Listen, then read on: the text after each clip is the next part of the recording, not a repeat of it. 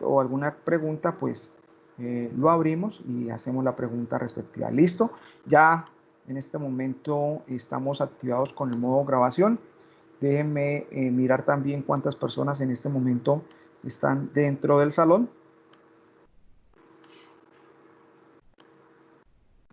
Un segundo.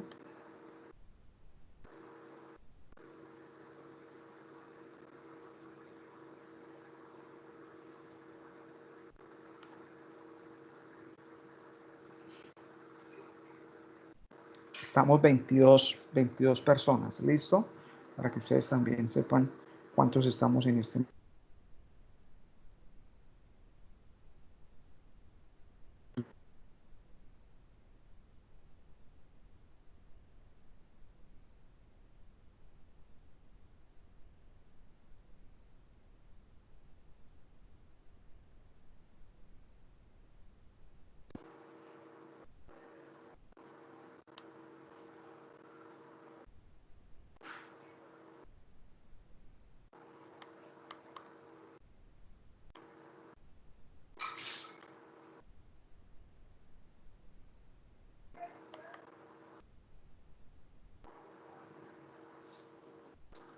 Por favor, qué pena, ténganme paciencia ahí.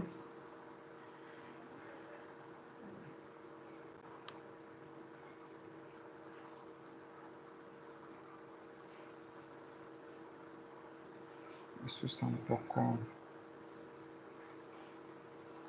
lento.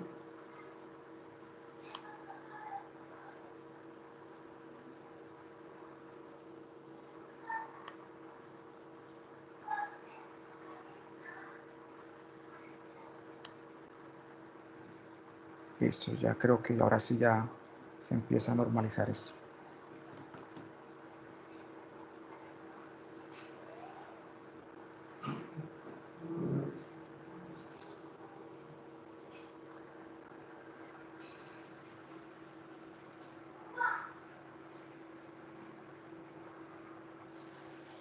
Entonces les mencionaba, mientras que otra vez vuelve a aparecer aquí la pantalla en la presentación, entonces vamos a mirar la parte de las propiedades de los materiales. Vamos a empezar con la parte de las propiedades térmicas, posteriormente vamos a mirar algo de las propiedades eléctricas, avanzaremos con las propiedades magnéticas y finalizaremos con la parte de las propiedades mecánicas. Entonces, cuando hablamos de la parte de las propiedades térmicas, pues vamos a mirar, digamos, cuál es el comportamiento que tiene, digamos, un material ante la presencia de calor, ¿cierto? Y la idea es poder identificar cómo se comportan, digamos, esos materiales bajo estas condiciones y características. Entonces, antes de poder seguir avanzando, pues mencionarles que este material lo hemos desarrollado o lo hemos tomado teniendo en cuenta un material de la Universidad del País Vasco. Es un material de pronto bien completo, no es, digamos, tan básico, tiene, digamos, elementos interesantes y a partir de ese documento que ustedes ven ahí, Introducción a la Ciencia de los Materiales, que ustedes lo pueden descargar también por la parte de la web, y pueden mirar que, digamos, que las diapositivas están elaboradas a partir, digamos, de esta información. Entonces, cuando miramos la parte de las propiedades térmicas, lo que vamos a mirar, cuál es ese comportamiento que tienen los materiales frente al calor, ¿cierto? Entonces, ante eso podemos hacer o podemos definir algunas premisas, ¿cierto? Es decir, puede transmitirse el calor o impedir el paso. Entonces, eso lo vemos, digamos, en la vida cotidiana, ¿cierto? Hay materiales que tienen, digamos, un comportamiento que transmiten, digamos, las ondas de calor, y otros materiales que como tal son menos o tienen o presentan un obstáculo a esa transmisión del calor. También podemos identificar que a medida que aumenta la temperatura, aumenta la cantidad o la magnitud de calor, lo asociamos también con una variable que conocemos y que es bastante cercana, que es la temperatura. Entonces, la temperatura y el calor están íntimamente relacionadas, de tal manera que esa cantidad de calor de alguna forma se ve también influenciada por el valor de la temperatura. Es decir, a una alta temperatura vamos a tener una gran cantidad de calor, a una baja temperatura vamos a mirar que vamos a tener de pronto un descenso de calor, ¿de acuerdo? Desde el punto de vista del calor, el efecto que puede generar en los materiales es una característica que cuando un material es sometido a calentamiento, se genera dentro del material una expansión, y es lo que se conoce como una expansión térmica, es decir, el material cambia, ¿sí? Altera su dimensionalidad, ¿sí? A tal grado que si la temperatura aumenta tanto, el material puede cambiar de estado, ¿cierto?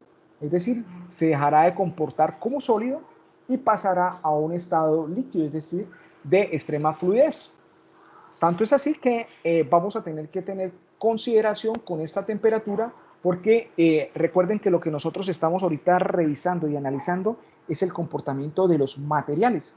Y hemos hecho hincapié siempre en que a nosotros nos interesa que los materiales estén en la condición del estado sólido, que es allí donde nosotros podemos aplicar, digamos, su funcionalidad. Y otra de las condiciones es que cuando hay un cambio en la temperatura, si hay un aumento de temperatura, algunas propiedades como tal pueden alterarse, ¿cierto? Cuando un material se calienta, es posible que cambie su resistencia mecánica, es posible que cambie su capacidad conductora, es posible que cambie sus propiedades mecánicas. Entonces, va a estar íntimamente relacionado con esas variaciones.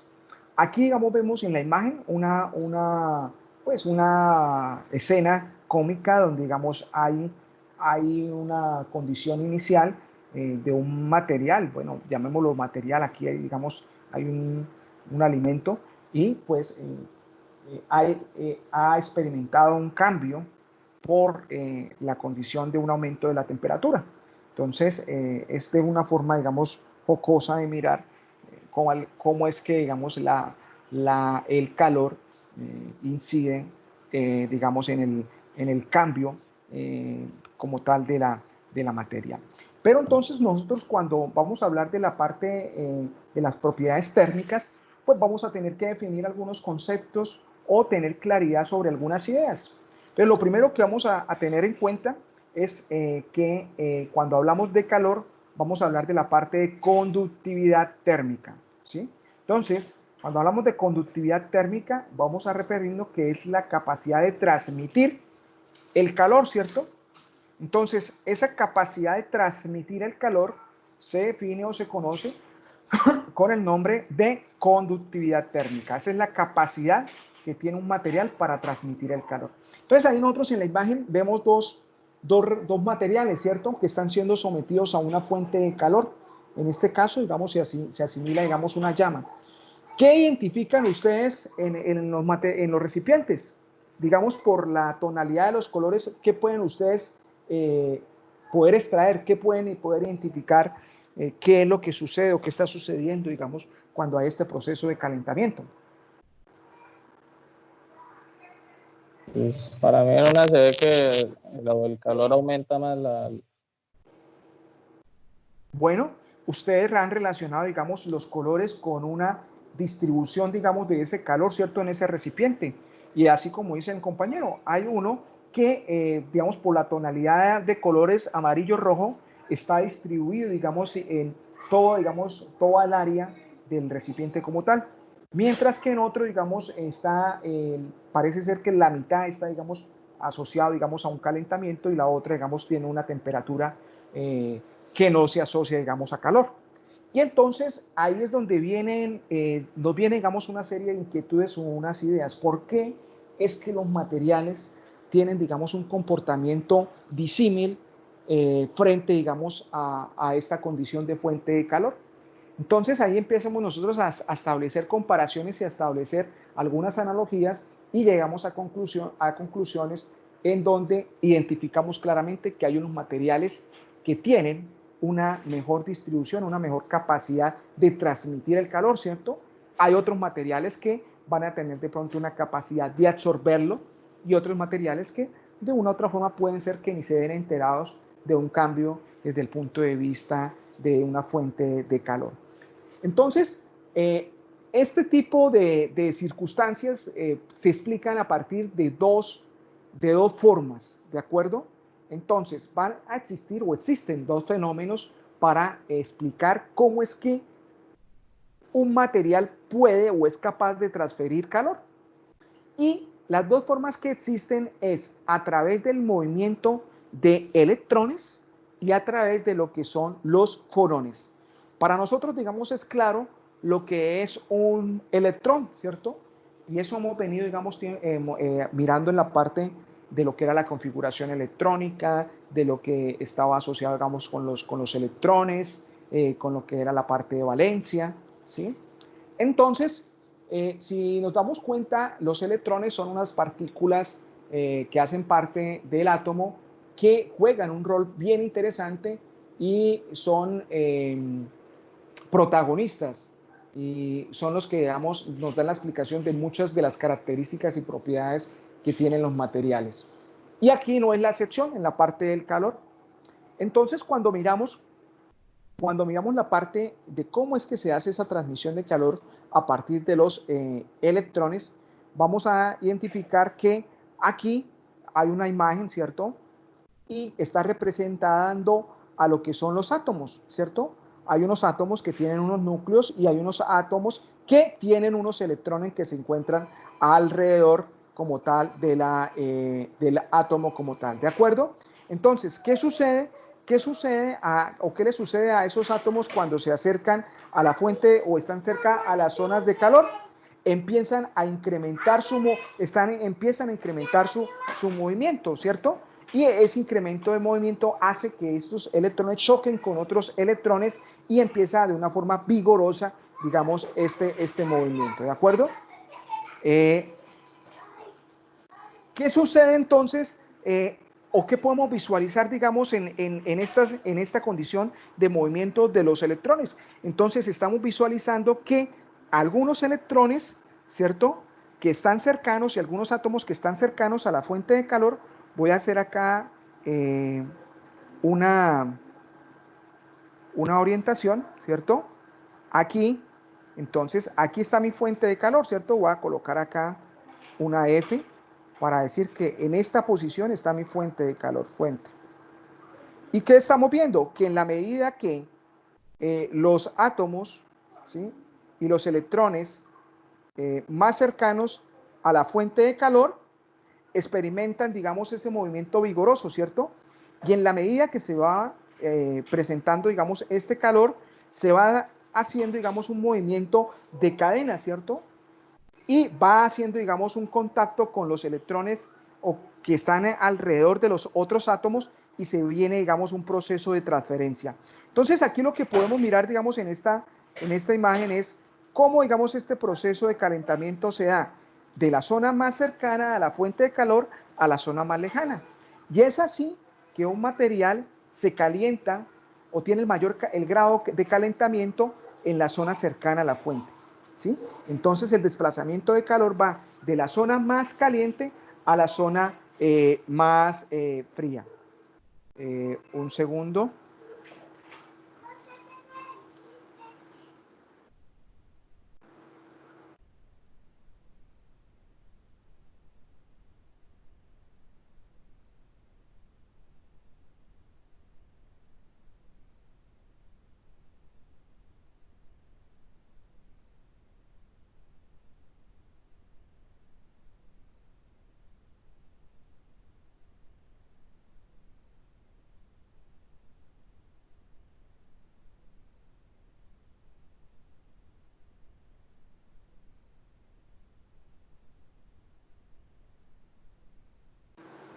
Entonces,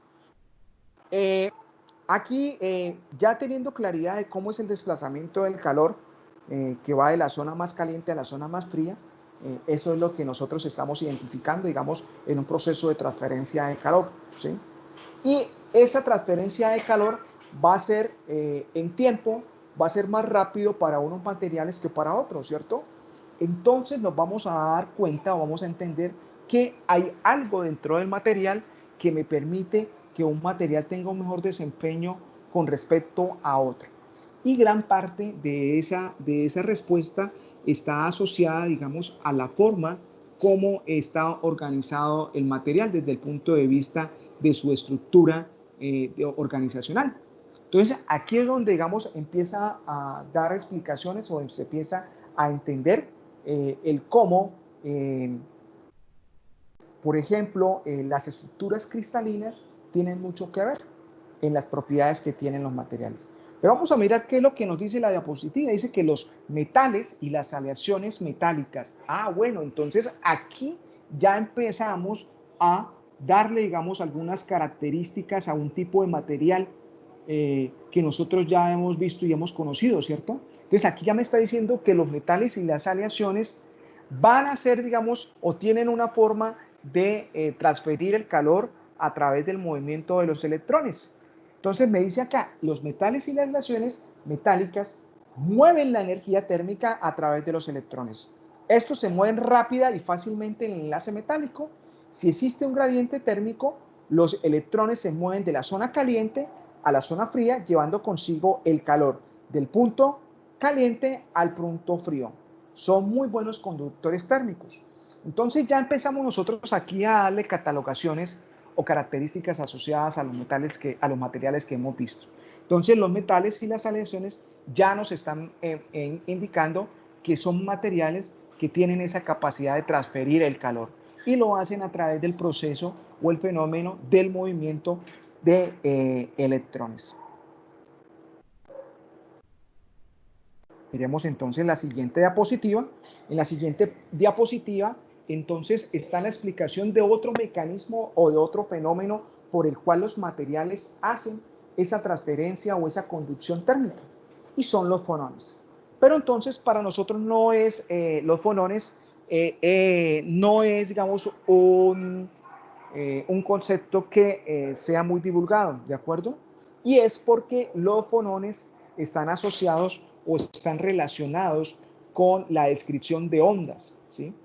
Y cuando hablamos de la parte de ondas, habíamos mencionado que hablar de ondas es hablar de radiación, y hablar de radiación está relacionada también con el comportamiento cuántico, ¿cierto? Es decir, no hay o no están explicadas, digamos, estas características desde el punto de vista de la mecánica clásica, ¿sí? En el caso del electrón, digamos, estamos hablando de colisiones, de choques, de interacciones, de partículas, ¿cierto? Entonces, hay una explicación que es más cotidiana desde el punto de explicar el fenómeno. Aquí estamos hablando de que el comportamiento de transmisión del calor se hace a través de las ondas. Entonces, y esas ondas se transmiten en el material, y son movimientos o son vibraciones que se dan desde el punto de vista de la malla y la estructura organizacional cristalina que tienen algunos materiales, ¿de acuerdo? Pero vamos a mirar que esta forma de poder explicar esa transferencia de lo que es el calor a través de fonones es característico de materiales de tipo cerámico, ¿sí? Y algunos de tipo polimérico. Pero ojo, no todos los polímeros y no todas las cerámicas, sino aquellos polímeros y aquellas cerámicas que tienen un ordenamiento en su estructura definido, geométricamente establecido, es decir, aquellos materiales cerámicos y aquellos materiales poliméricos que tienen forma de cristalización, es decir, que cristalizan. Porque los que no tienen esas estructuras organizadas ya se definen o se conocen como materiales que no van a transmitir el calor. Entonces, ¿qué me dice acá la diapositiva? Dice, los fonones son trenes de ondas vibracionales cuantizadas. Los trenes de ondas conducen la energía térmica de las zonas calientes a la zona fría. Bueno, entonces aquí no hay un cambio desde ese punto de vista del gradiente térmico, ¿cierto? Entonces, el gradiente térmico desde el punto de vista de las ondas cuantizadas también tiene, digamos, esa lógica que va de la zona más caliente a la zona más fría. Dice, cuanto más organizado esté el material, más fácilmente se transmite el calor. Entonces dice, los materiales amorfos son malos fonones, es decir, tienen una baja conductividad térmica. Bueno, eso es lo que ya les había mencionado. Y aquí nos dice que los fonones son los responsables de transmitir el calor en los cerámicos y en los polímeros. Lo habíamos indicado. Dice, los materiales metálicos también transmiten el calor por las contribuciones pequeñas comparados con la fibra. Ah, bueno, entonces aquí hay algo interesante. El hecho que los metales y las aleaciones tengan una explicación del fenómeno de transmisión del calor a través de los electrones, no quiere decir que también los metales y las aleaciones no experimenten, digamos, esa transmisión del calor a través de fonones. Entonces aquí me está diciendo que sí lo hacen. ¿Cuál es la diferencia? Que el aporte de transferencia y el transporte de llevar ese calor a través de un mecanismo de fonones en los metales y las aleaciones es insignificante con la cantidad y la capacidad de transferir y de llevar el calor visto desde el punto de vista de el choque y movimiento de los electrones. Por eso es que es despreciable, digamos, el aporte que tienen los fonones en los metales y las aleaciones con respecto, digamos, a la cantidad o a la magnitud que lo hacen a través de los electrones. ¿De acuerdo? Entonces, hasta aquí que hemos visto la capacidad calorífica, hemos entendido, digamos, los dos principios por los cuales se hace la electrones y a través de fonones. Hemos analizado y hemos entendido cómo es ese fenómeno, cómo se transmite de la zona más caliente a la zona más fría. Hemos identificado cuáles son los materiales que tienen, digamos, la mejor respuesta a estas condiciones y miramos también, digamos, cómo es cada una de estas comparada entre sí, ¿de acuerdo? ¿Ustedes me están escuchando bien? Señor. Ah, bueno, porque Sí. Sí, señor. Aquí Sí, me señor. un mensajito que la red está un poco deficiente. Pero bueno, listo, sigamos.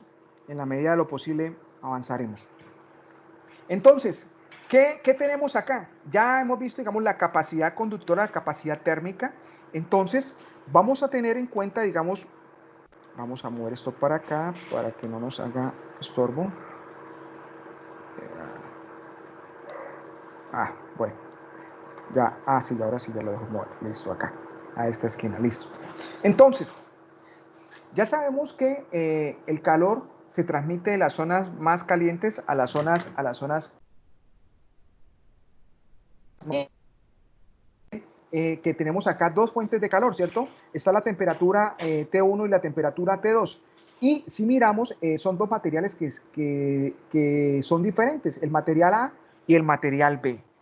¿Qué sucede? El flujo de calor va a ir de T1 a T2, ¿cierto? Porque va de la zona más caliente a la zona más fría.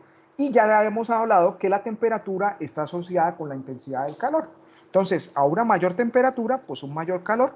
Entonces, ¿qué quiere decir acá? Que la temperatura que experimentamos en el punto X sub 1, ¿sí? Que está acá en la parte de arriba, va a ser inferior a la temperatura que está en X sub 2.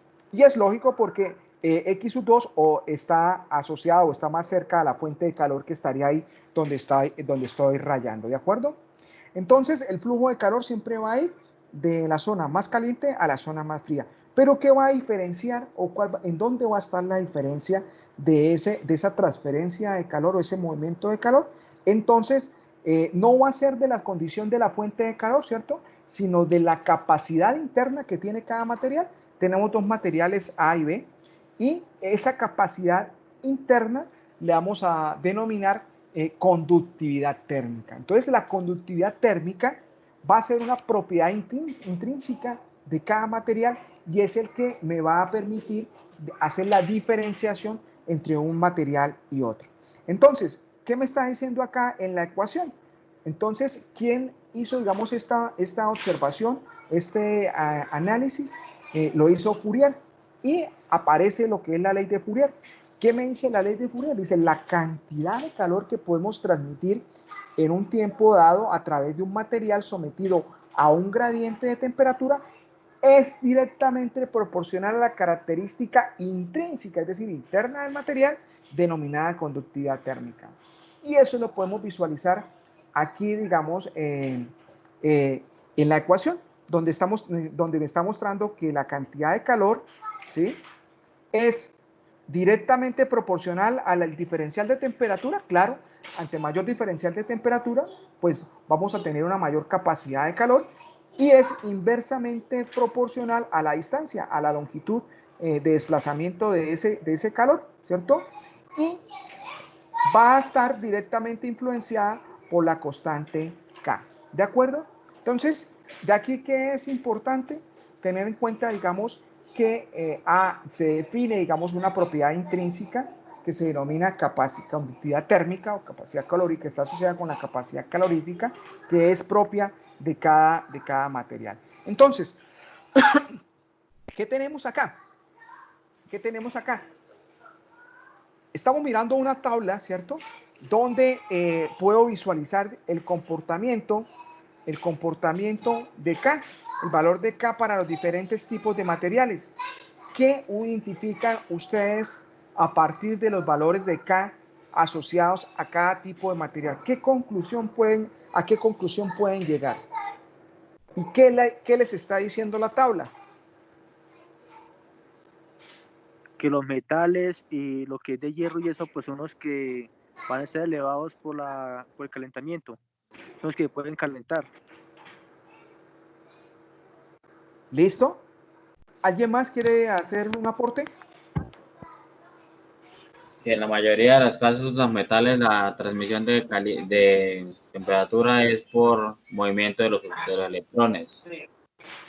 Sí, muy bien.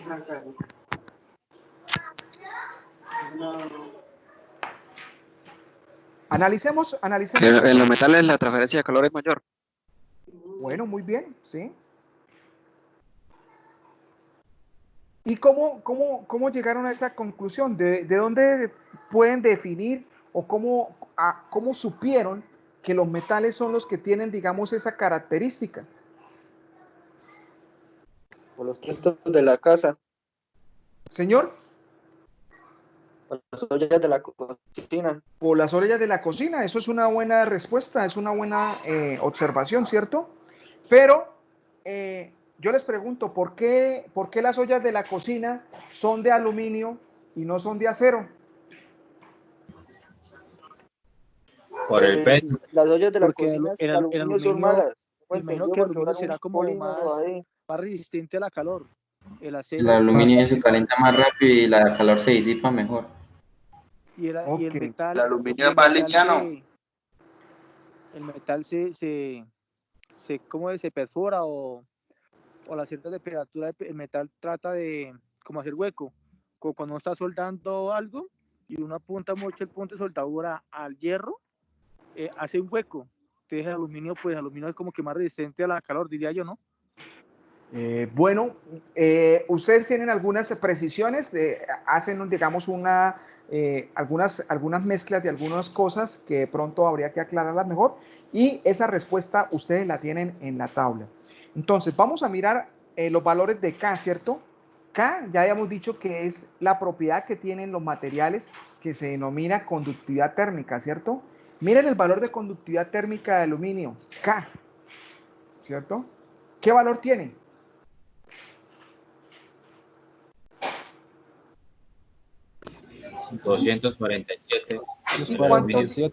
¿Y cuánto tiene el valor de la conductividad térmica del acero? 52. 52, ¿cierto? Entonces, ahí estoy viendo que el aluminio tiene casi 5. Cerramos el micrófono. Ahí nos estamos dando que el aluminio tiene casi 5 veces mayor capacidad de conductividad térmica. Quiere decir que si, por ejemplo, yo colocase un recipiente de aluminio con agua.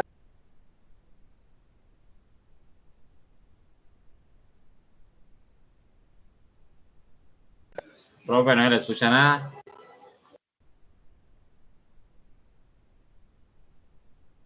Se fue la voz, profe. Profe. Mano, ¿alguno de ustedes me cayó, mano? ¿Ya? No, profe, es que constantemente se le va como el audio. Sí, bueno, aquí estoy pendiente y aquí yo ya veo, digamos, el microfonito. Listo, entonces, Le estaba diciendo que el aluminio tiene 5 veces más capacidad, conductividad térmica que el acero, ¿cierto? Entonces, podemos identificar, digamos, esa característica y esa condición. Entonces, ¿qué estamos mirando acá? ¿Y qué podemos identificar acá? Que, por ejemplo, si nosotros colocáramos un recipiente a calentar con agua, ¿cierto?, de aluminio, y colocáramos colocamos un recipiente con la misma cantidad de agua en una olla de acero, se va a demorar 5 veces más en alcanzar la temperatura, el tiempo en alcanzar la temperatura definida. Es decir, si yo quiero llevar una temperatura a 80 grados Celsius, seguramente si me gasto en un recipiente de aluminio 5 minutos, ¿sí?, en un material de acero, es posible que gaste 25 minutos. ¿Sí? Es decir, voy a tener una mayor cantidad de tiempo para alcanzar la temperatura que quiero. Entonces, es por eso, eso es una buena explicación por qué la gran cantidad de materiales con los que se hace la cocción de los alimentos es fabricada en materiales o aleaciones de aluminio. Y bueno, ¿y ustedes por qué dirán si el oro tiene 315K de conductividad térmica, por qué no utilizamos el oro para hacer la cocción de los alimentos? Por el valor. Por costos. Bueno, ustedes lo han dicho, por proporcionalidad de abundancia en la naturaleza, ¿cierto? Es decir, el porcentaje de abundancia del oro es menor, es decir, es más escaso que, por ejemplo, el aluminio. Pero si el oro, fuera un material de abundancia, seguramente estaría asociado, digamos, a la fabricación de muchos elementos asociados desde el punto de vista de la conducción eléctrica. De hecho, hay muchos sensores que están asociados a medir de pronto lo que es dew point o sensores que están asociados a determinar de pronto variables o asociadas a condiciones de sensórica que son elaborados o tienen aleaciones asociadas a oro. Por esa capacidad que tiene de conducción térmicamente. Entonces, cuando miramos acá lo que decía un compañero, entonces los metales tienen una explicación de transferencia de calor por los electrones, pero si también nos vamos a mirar el caso contrario, miremos los polímeros. Miren los valores de cada de los polímeros. Es de 0,12, de 0,25, de 0,13. Entonces van a ser materiales que tienen una muy pobre conductividad térmica y, digamos, se vuelven materiales que no tienen, digamos, una atracción desde el punto de vista de utilizarlos como conductores, ¿cierto? Entonces van a tomar o van a asumir un rol contrario a la parte de conductores, que es de ¿qué? ¿Qué sería lo contrario a conducir la corriente, el calor? Aislar. Aislantes, se volverían como aislantes térmicos. Y ya lo vamos a ver que en la siguiente diapositiva vamos a hablar de algunos aislantes térmicos y va a ser por esa capacidad. Y si se dan cuenta, entre las cerámicas y los polímeros, estos dos, su forma de explicar y hacer la transferencia de calor es a través de la vibración de los fonones. Pero alguien me puede decir, profe, pero yo conozco materiales que son polímeros y que son cerámicos que también se utilizan, digamos, en la parte de la cocción de los alimentos. Y eso es correcto, ¿cierto? Hoy en día, digamos, hace unos años no, pero hoy en día con el desarrollo de los materiales, ya se tienen, digamos, materiales desarrollados desde el punto de vista de polímeros, ¿sí?, que se utilizan en la parte de los moldes, en la preparación de repostería, ¿sí? Son moldes a base de polímeros que son sometidos, digamos, a las temperaturas de un horno, ¿sí? O también conocemos materiales cerámicos que presentan esa característica, ¿cierto? Que incluso tienen un nombre que es particular y está, más adelante vamos a mirar que eso es una propiedad también, que son las refractarias, ¿cierto? Entonces son materiales que son cerámicos y son materiales polímeros que también transmiten el calor. ¿Qué sucede con estos materiales? Ya les había indicado que aquellos materiales que tienen, tanto cerámicos como polímeros, que tienen una organización electrónica definida, es decir, que son cristalinos, van a poder tener una mejor respuesta asociada, digamos, a este comportamiento. Pero lo que sí es claro es que hasta el momento nadie se equipara con lo que son los metales, ¿cierto? Entonces los metales y las aleaciones van a estar, digamos, en el top de la parte de la conductividad térmica en comparación con sus otros materiales existentes. Entonces, habíamos mirado acá, listo, habíamos mirado acá que algunos materiales, uy, avanzamos demasiado, me devuelvo.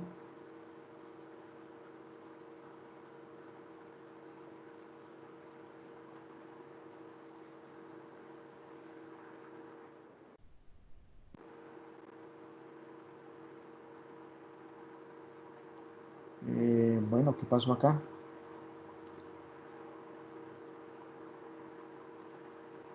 No se quiere devolver.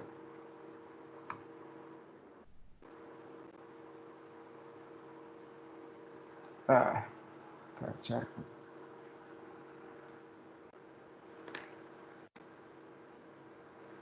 Ah, ya. Listo, ya aquí con el mouse lo pude hacer. Entonces, ¿qué podemos identificar acá? En la imagen vemos dos tipos de materiales, ¿cierto? Que para nosotros son muy comunes. Les presento lo que es el poliestireno expandido. Ustedes lo conocen más con el nombre común que es icopor, ¿sí? Entonces, el poliestireno expandido es un polímero, ¿cierto? Y es un polímero que aparte, digamos, de tener una configuración polimérica, dentro de su estructura tiene la capacidad de albergar moléculas de aire, ¿sí? Por eso el nombre de expandido, quiere decir que dentro de la configuración de esas moléculas de poliestireno está también metido, digamos, el aire. Tanto así que yo puedo coger, digamos, tanto el polímero que ven en la parte de arriba o en la parte de abajo también hay otro material que es muy, muy utilizado, sobre todo en la parte de refrigeración, ¿sí? Y son las lanas de fibra de vidrio. Ambos materiales, digamos, el uno de tendencia cerámica y otra de tendencia polimérica, dentro de sí tienen, digamos, la capacidad de ubicarse, digamos, espacios donde el aire se alberga. Y esa capacidad de albergar el aire, pues también aporta al proceso de aislamiento. ¿Por qué? Que en la medida, digamos, que no hay contacto de las moléculas del polímero o de las fibras de vidrio, pues va a dificultar esa transferencia de calor. Por eso, digamos, es que estas fibras y estas lanas también son muy buenos aislantes térmicos como tal. Y por en la parte del poliestireno expandido, pues nosotros realmente lo usamos y cotidianamente vemos muchos recipientes que se utilizan para el manejo, digamos, de sustancias calientes, ¿cierto? O para que, digamos, un alimento no se enfríe. O al contrario, para que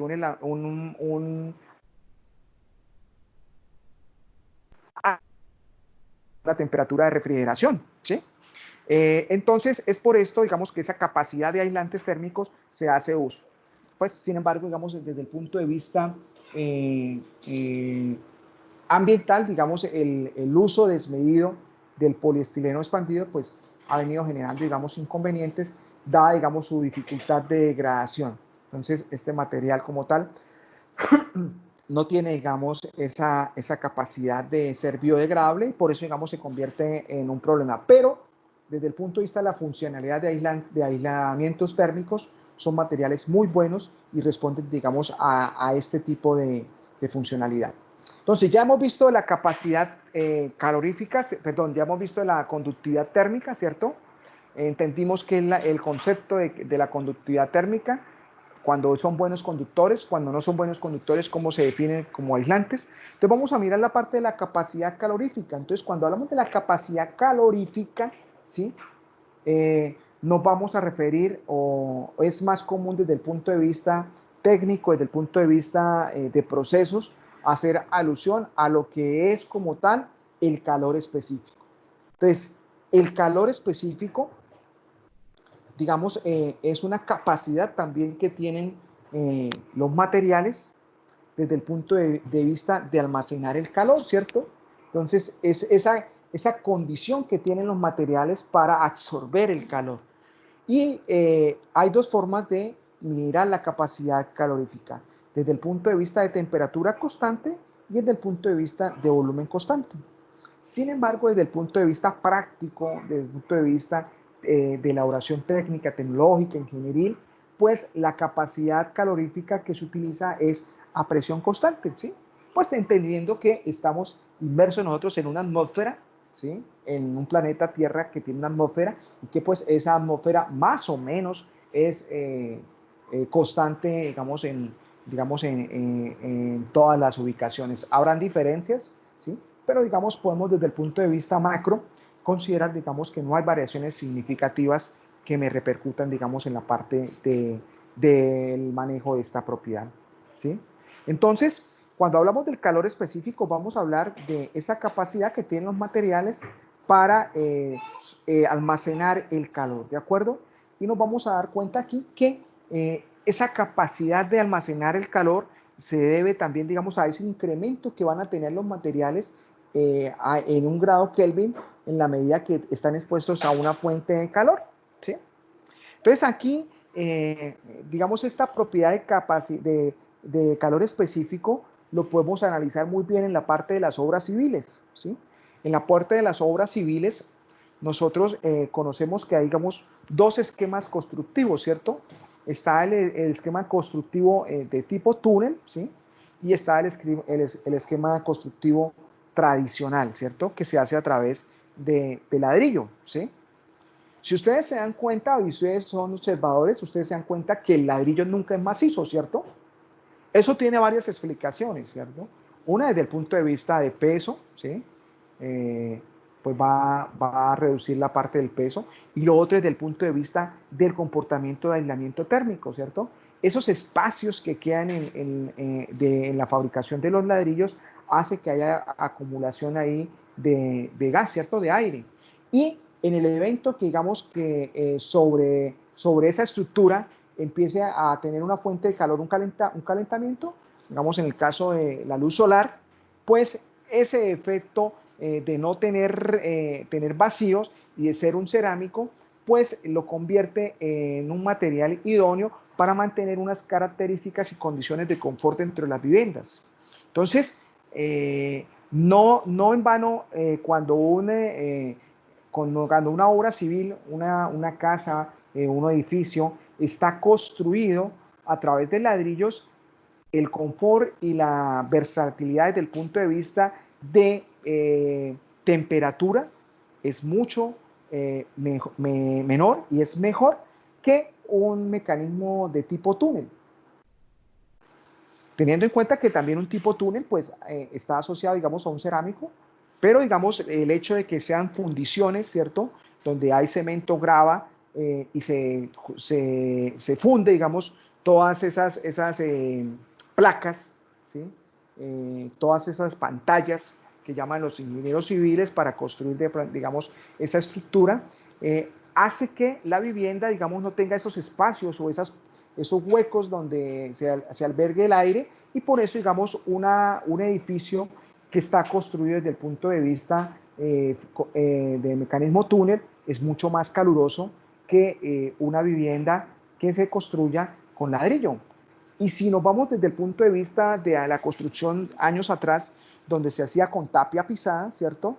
Las estructuras de la tapia pisada eran paredes muy gruesas, o son paredes muy gruesas, donde, digamos, es una mezcla ahí de arcillas, estiércol de caballo, arena, y también, digamos, esa connotación hace esas viviendas muy frescas, ¿cierto? Porque, digamos, ese material que está ahí, por la dimensionalidad del espesor de las paredes, hace que el efecto de transferencia de calor sea muy pobre y se convierta como muy buen aislante. Entonces, eso es una forma específica de entender y comprender lo que es el efecto de la capacidad o del calor específico mejor. Entonces, miremos desde el punto de vista de esa propiedad de calor específico que vemos en la tabla. ¿Quiénes son los que mejor o más elevado calor específico tienen? Los polímeros. Los polímeros, muy bien, ¿cierto? ¿Y quiénes están de últimos? Los metales.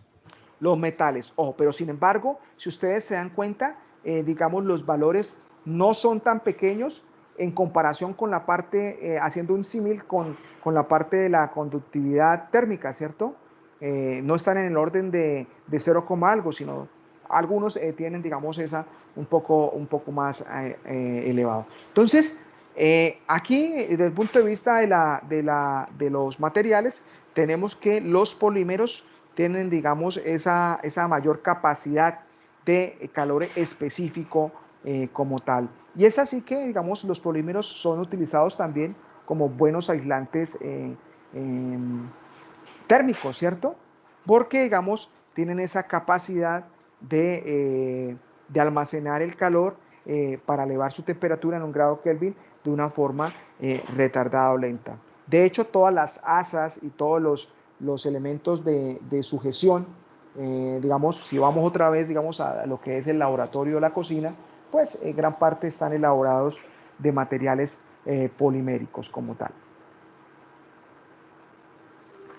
Cuando miramos acá, esto es una característica y una propiedad bien interesante relacionada, digamos, al proceso de calentamiento, y es el que se conoce con el nombre de expansión térmica, ¿cierto?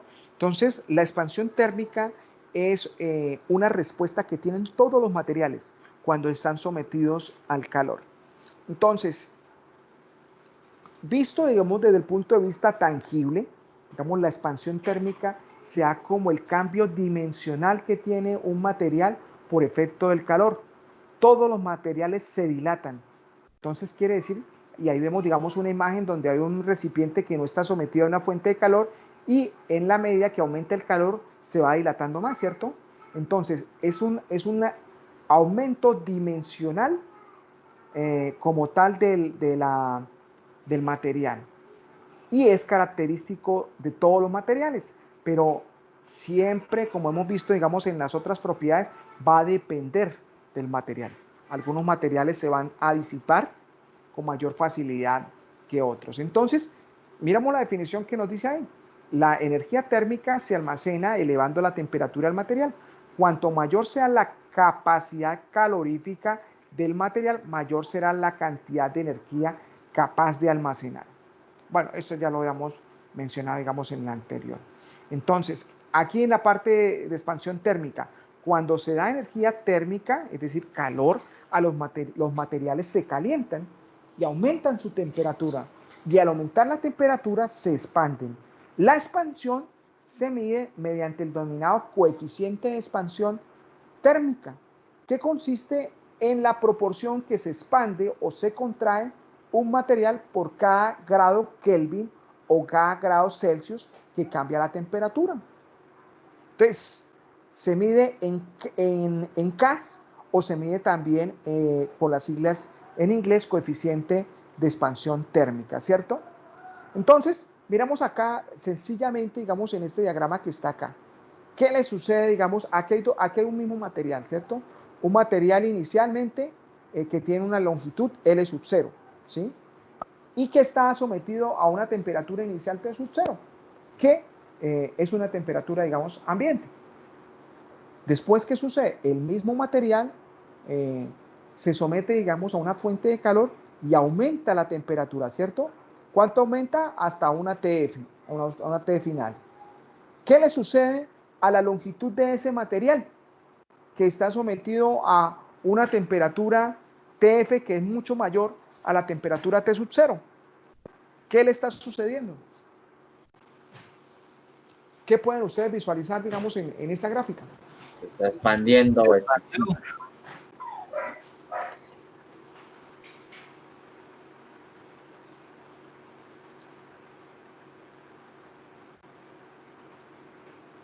Se está expandiendo la temperatura. ¿Me están escuchando? Sí, señor. Sí, señor. Es que a veces se queda en silencio, la pantalla como que se corre, está mal el internet. ¿Me escuchan? ¿Me escuchan? Sí, profe, se oye como entrecortado. Ya, ahora sí, Sí, me escucho bien. sí, es Hace rato le va que la señal, la voz. sí, está, aquí me expresó que estaba fallando, digamos, la conectividad, pero ya otra vez ya creo que se normalizó. Ahora sí me escuchan, ¿cierto? Entonces les estaba haciendo la pregunta, muchachos, ¿qué le sucede a la distancia cuando se es sometido a una temperatura F que es mayor, mucho mayor que la temperatura T sub 0? ¿Qué le pasa a la longitud? Pues aumenta. Aumenta, Se ¿cierto? expande, ¿no? Se expande, listo. Entonces, como su nombre lo dice, expansión térmica, va a estar directamente relacionado con un incremento o un aumento de las dimensiones, en este caso de una longitud. Entonces, ¿qué tenemos acá? Miremos esta ecuación. Me dice que la longitud final, ¿cierto? Menos la longitud inicial, eso sería un delta de distancia, ¿cierto? Sobre la distancia inicial, o sea, está comparando con la distancia que originalmente, me dice, va a ser proporcional o directamente proporcional al cambio de temperatura. Quiere decir que a mayor variación de temperatura, va a haber un mayor delta de distancia, ¿cierto? Comparado con la distancia original. Pero que va a haber una condición interna del material que va a estar asociada, digamos, a ese cambio. Entonces, vamos a mirar acá un ejercicio que está resuelto y que es muy sencillo de visualizar, ¿de acuerdo? Entonces, un minutico para que cada uno, digamos, observe lo que está sucediendo y cómo se está desarrollando ese ejercicio.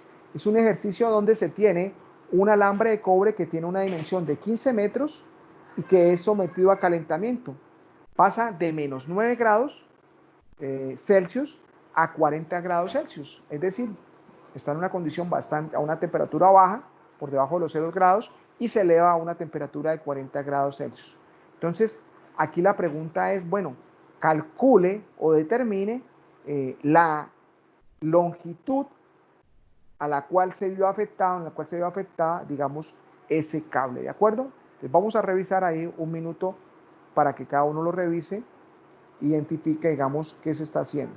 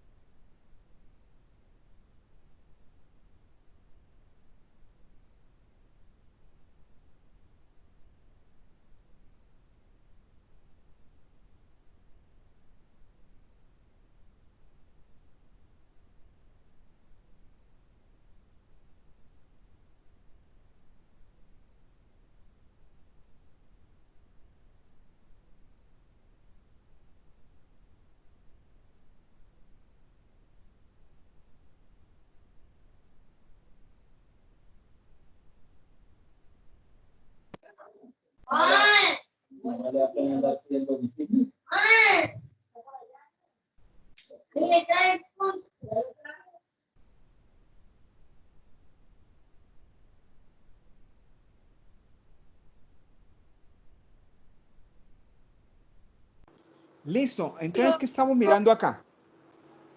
Profesor, una pregunta. Sí, señor, cuénteme. La constante del cobre es la dilatación porque por centígrados o ahí es centígrados. No, ahí lo estamos tomando, sí. Ojo, en Celsius, ¿listo? Celsius. Yo sé que a veces nos han enseñado que el C es centígrados, pero digamos, eso está ya un poquito mandado a recoger. Celsius, la unidad de Celsius, ¿listo? Sí, es decir, ahí... que los Celsius son igual que Kelvin? No, digamos aquí está haciendo un ejercicio y le está diciendo, no se preocupe, digamos, por el valor de la, por el tipo de unidad, ¿sí? Tómelo indiferentemente. Si está en centígrados, tómelo, pero se me quedó el centígrado. Si está en Celsius, déjalo en Celsius, si está en Kelvin, déjalo en Kelvin. Pero es simplemente desde el punto de vista académico, pero eso no quiere decir que los Kelvin sean igual a los Celsius. Es para no enredarnos en el cambio dimensional de unidades, ¿de acuerdo? Entonces, ¿qué tenemos ahí? Entonces, lo primero que tenemos acá es que va a determinar el delta de temperatura, ¿cierto? Entonces, si se dan cuenta, el delta de temperatura va a ser la temperatura final, que es 40, menos la temperatura inicial. Pero aquí hay que tener cuidado, ¿cierto? Porque la temperatura inicial es menos 9, ¿sí? Entonces, hay que tener en cuenta ese sí. De lo contrario, podemos caer en un error. Entonces, aquí, ¿qué tenemos? Que 40 menos 9, menos por menos me da más, y por eso es que me da un valor de 49 grados Celsius. Ya habiendo determinado, digamos, el delta de temperatura, voy a mirar lo que está mostrado en la ecuación. Se cayó la señal. Entonces, Se le fue la aquí, voz. ¿qué tenemos acá? Tenemos la ecuación. Profe, qué Entonces, pena, ¿puede volver a repetir? Es que se le cayó la señal.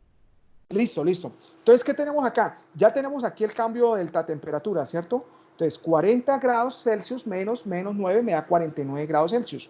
Ya determinamos, digamos, ese delta o ese cambio de temperatura. Ahora vamos a ver a la ecuación, ¿cierto? La ecuación que tenemos acá, que es aplicarla. Tenemos que la variación de la longitud va a ser igual a la longitud, perdón, la variación de la longitud, o sea, delta L sobre la distancia inicial que tenía, ay, ¿qué pasó? Un segundo, sí, un segundo porque se me cambió acá el modo presentación. Listo, ya acá, ya volvimos. Entonces, ¿qué tenemos acá? Delta L sobre L0 es igual a que al coeficiente de expansión térmica del cobre por la variación de temperatura. Entonces, ¿qué sucede? Este que estaba... Profe, ¿Señor? no salió la imagen. Ya.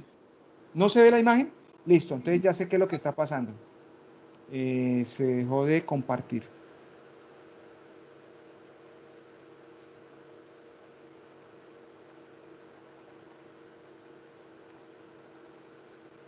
¿Ahora sí? RR. Sí, señor. Listo. Entonces, ¿qué tenemos acá? Tenemos acá que esta distancia inicial L sub 0 que está dividiendo pasó a multiplicar, ¿cierto? Al otro lado de la ecuación. Entonces tenemos la distancia inicial por el coeficiente de expansión térmica. Ojo, también se conoce como el coeficiente de dilatación. Es lo mismo, ¿sí? Simplemente que juega ahí con esa palabra. Multiplicado por la variación de la temperatura. Entonces, ¿qué tengo acá? 15 metros, que era mi distancia inicial, ¿cierto? Que multiplica a el coeficiente de dilatación, el coeficiente de expansión, como quiera llamarlo, por el delta de temperatura, y eso me da este valor de 0,012 metros. Quiere decir que esa fue la distancia, ¿sí? Esa fue el delta L, ¿sí? De variación que tuvo este alambre de 15 metros de cobre al ser sometido, digamos, a ese calentamiento de 40 grados Celsius, ¿de acuerdo? Es decir, que si yo quiero saber o establecer cuál es la longitud final, pues ya tengo aquí mi ecuación, ¿cierto? Porque yo sé que la distancia final, perdón, esta sería la distancia final L menos distancia inicial va a ser igual al delta T, al delta L, perdón, ¿sí? Entonces, si yo quiero saber cuánto es el valor de L, entonces L va a ser al valor de delta T más, ¿cierto? Porque está restando, pasa a sumar, delta L más L sub 0. Entonces lo que tenemos acá, L sub 0 es 15, más el delta L, que lo calculamos acá, que es 0,012. Y por eso es que nos da este valor de 15,012 metros. Entonces aquí estamos mirando esa dilatación. Digamos, para nosotros puede ser insignificante, digamos, esa variación. Pero imagínense ustedes de pronto, digamos, esas variaciones en un pistón de un motor, ¿sí? Entonces, si dentro de un motor que tenemos un pistón, se está generando, digamos, la explosión y está habiendo un cambio fuerte de temperatura, ¿sí? si en los materiales con los que están elaborados, digamos, ese pistón del motor, tuvieran, digamos, un alto coeficiente de expansión térmica, pues prácticamente el pistón se dilataría, ¿cierto? Aumentaría dimensionalmente y ¿qué pasaría? Se pegaría, ¿cierto? Porque se dilata tanto que, digamos, no va a tener la holgura para hacer el movimiento y generarme la potencia, ¿sí? Entonces, aquí juega ciertas condiciones muy importantes porque va de las características de los materiales es que yo voy a poder asumir algunos comportamientos y usos como tal de los mismos. Entonces, otro ejemplo que tenemos en la parte de la dilatación térmica es desde el punto de vista de las vías, de los pavimentos, ¿cierto? Sobre todo a veces cuando los pavimentos son en concreto, ¿sí? Ustedes han visto que cada determinada distancia de fundición de ese pavimento concreto, ustedes lo pueden ver de pronto en las losas que están elaboradas, el pavimento donde está el Metrolínea. Cada distanciamiento, hay un distanciamiento entre una losa y otra, ¿cierto? Y entre una losa y otra hay un espacio, ¿sí? Que se le conoce con el nombre de dilatación. Eso con el fin de que, teniendo en cuenta que puede haber cambios de temperatura, pueden aumentar las temperaturas, disminuir las temperaturas, estos materiales se van a dilatar, ¿sí? Entonces, ¿qué sucedería si no está, digamos, esos espacios de dilatación que le van a permitir elongarse y contraerse?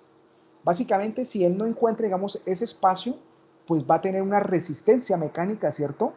Con el material o con el elemento que está al lado de él, y esa resistencia mecánica o ese contacto puede ser tan fuerte que puede fracturarse, ¿cierto? Puede alterar, digamos, el material. Entonces, por eso es que se dan, digamos, esas condiciones o esos elementos de dilatación o esas holguras. También ocurre en la parte de los elementos que están sometidos, digamos, a una condición de calor, ¿cierto? Va a tener, digamos, unas holguras de tal manera que sean suficientes para cumplir la función y también que protejan desde el punto de vista de que si se dilata el material no se vaya a ver afectado como tal su funcionamiento y su estructura. Profe, una pregunta. Sí, señor, cuénteme. ¿El termómetro de mercurio, eso es dilatación cuando sube el mercurio?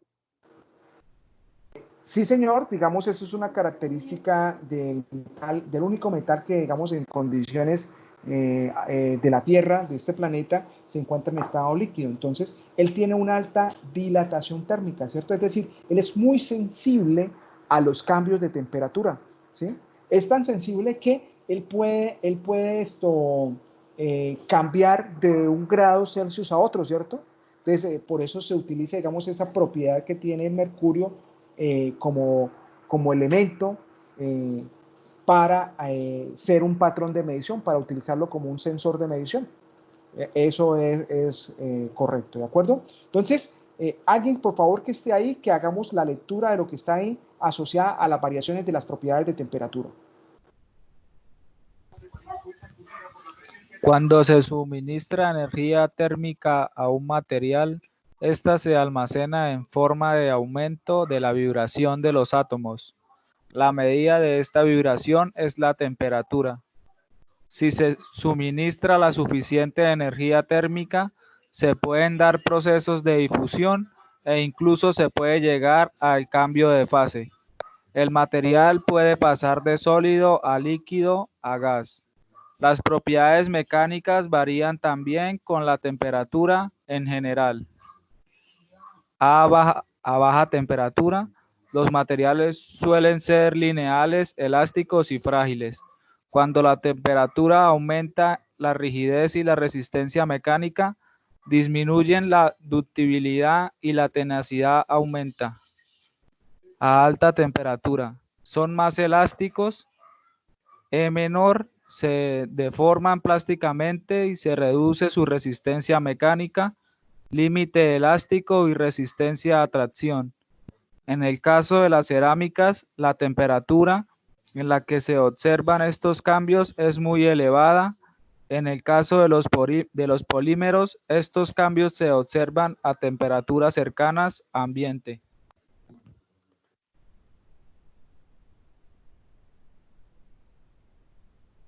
Gracias. Entonces, aquí simplemente es un cuadro resumen donde, digamos, me está hablando de la incidencia de la temperatura, digamos, en cómo modifica las propiedades. Entonces, ya, mira, ya podemos hacer la lectura de cómo, digamos, a bajas temperaturas un material de pronto se puede cambiar drásticamente su comportamiento, se fragiliza, ¿cierto? O un material, si yo lo someto a una temperatura elevada, cómo, digamos, pierde su rigidez, su dureza. Entonces, es, ese es, digamos, el gran reto que se tiene, digamos, en la generación de nuevos materiales. Buscar materiales que mejoren sus propiedades, que sean mucho más estables ante las variaciones y, digamos, esas características son a veces las limitantes de pronto tener algunas condiciones por ejemplo, en el desarrollo de nuevas energías, ¿no? Materiales que de pronto no soportan, digamos, o pierden sus capacidades mecánicas desde el punto de vista si se hace una elevada incremento de la temperatura. Entonces, esas son las limitaciones con las cuales habitamos, pero también son, digamos, las oportunidades para el diseño de nuevos materiales como tal. Entonces, ustedes ven en la tabla de la izquierda, así como hablábamos de la conductividad térmica, el coeficiente de calor específico, y aquí tenemos la parte de lo que es la expansión térmica. Entonces, si se dan cuenta, digamos, los polímeros son los que mayor coeficiente de expansión térmica tienen, ¿cierto? Es decir, que los polímeros son los que más se dilatan, y eso es muy, muy evidente, ¿cierto? Sabemos que los polímeros nosotros los asociamos, digamos, a la parte de los plásticos, y vemos, digamos, cómo es el efecto de la temperatura en los plásticos, a tal grado que si la temperatura aumenta significativamente, pues el polímero o el plástico cambia de su estado, ¿cierto? Es decir, pasa de un estado sólido a un estado completamente de fluidez, es decir, a un estado prácticamente líquido. Entonces, es por esto, digamos, que estos materiales tienen, digamos, esa connotación. Y en el extremo están los cerámicos. Entonces, los cerámicos son aquellos materiales que tienen una bajísima o una baja expansión térmica, ¿cierto? Entonces, son materiales que tienen, digamos, estas características, y estas características es debido a que tienen unos...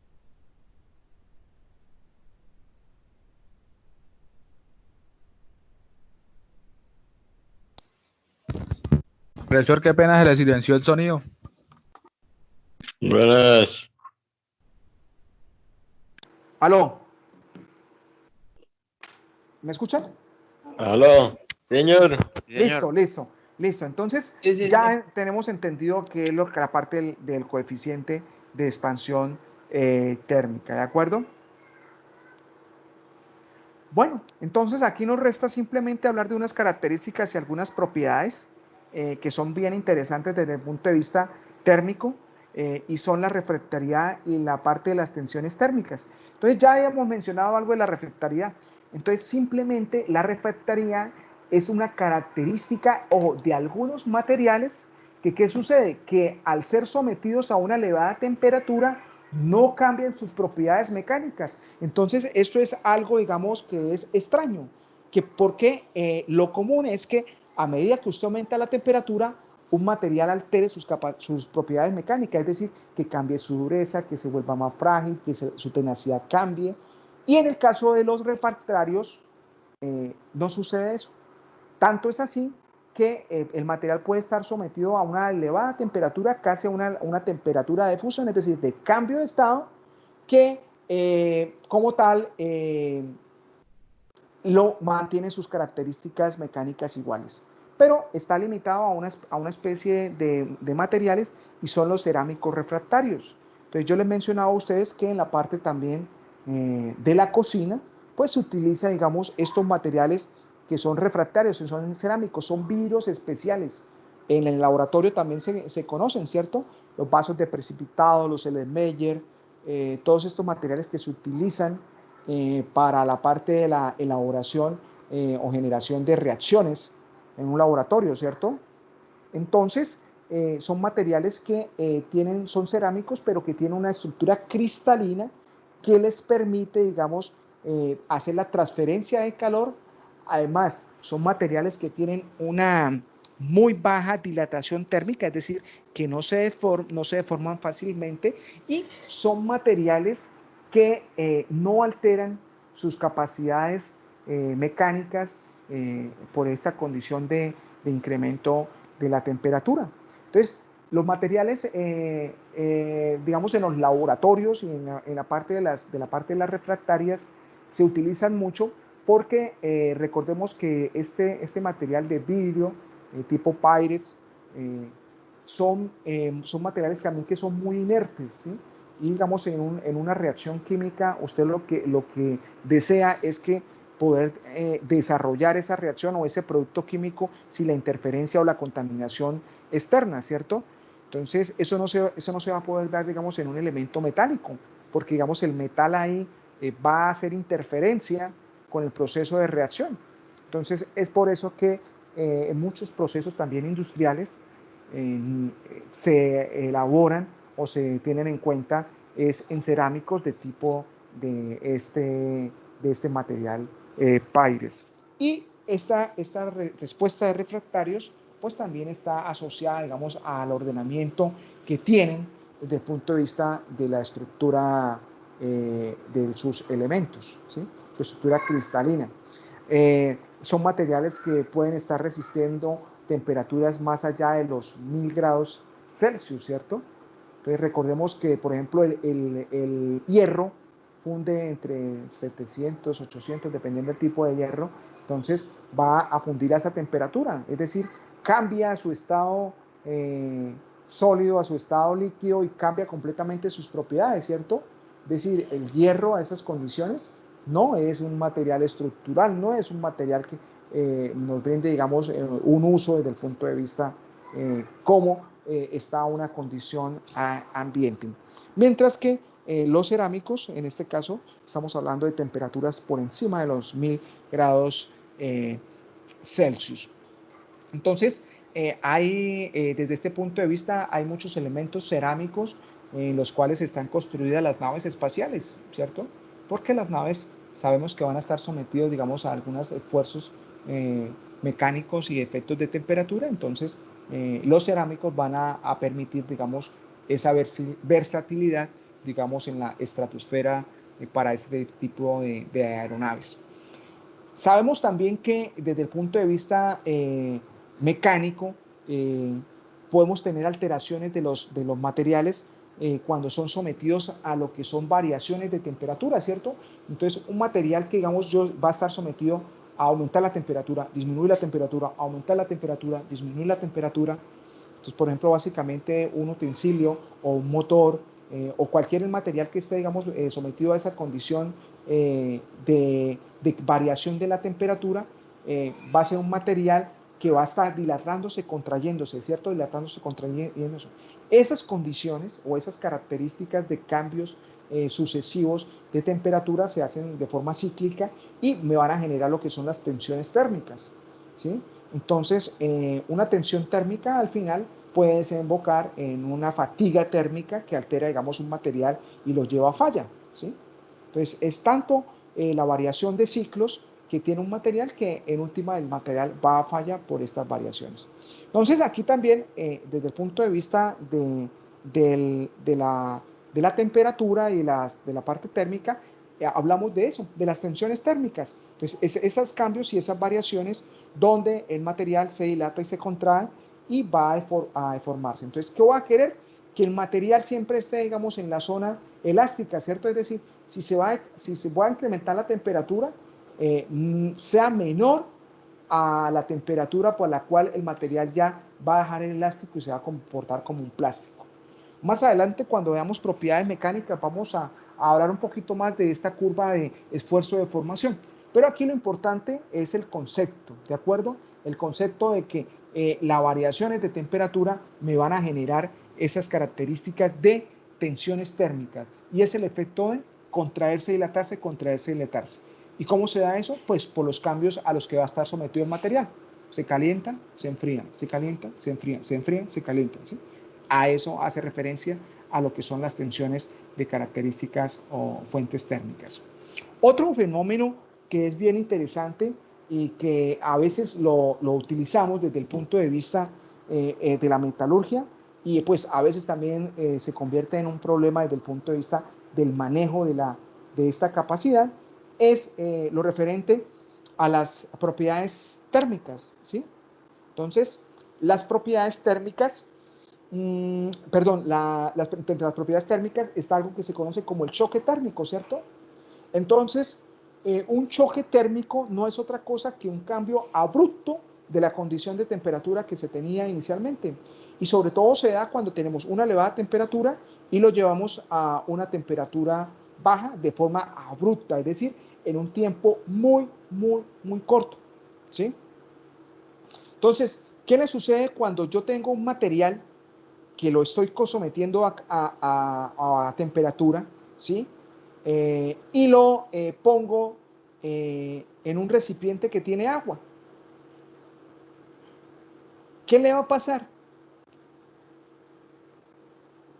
Se va a contraer, se va a volver, digamos.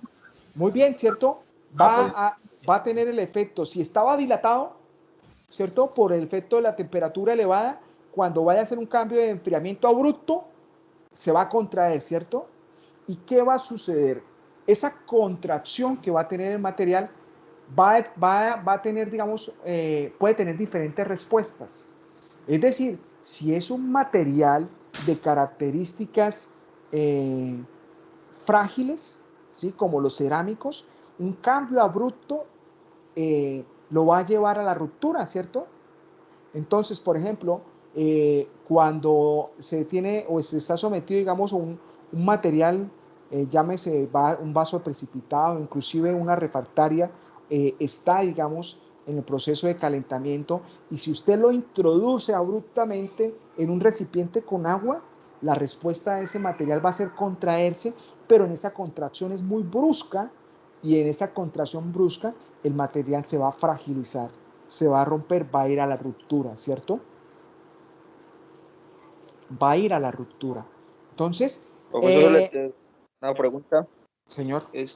Por ejemplo, ahorita para los aire acondicionados están utilizando una nueva método para enfriamiento del agua, o lo inyectan por una tubería a cierta profundidad sobre la tierra, después la bombean hacia arriba para bajar la temperatura. Eso también depende del material que utilicen en la manguera. ¿Hace cambio?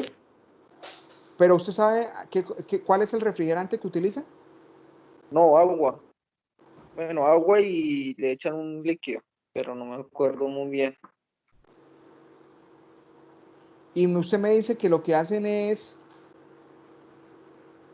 Hacen un hoyo con más de 100 metros de profundidad en la tierra, sí, y meten una manguera para que cambie la temperatura de la... que, por ejemplo, la tierra mismo hace el cambio de temperatura.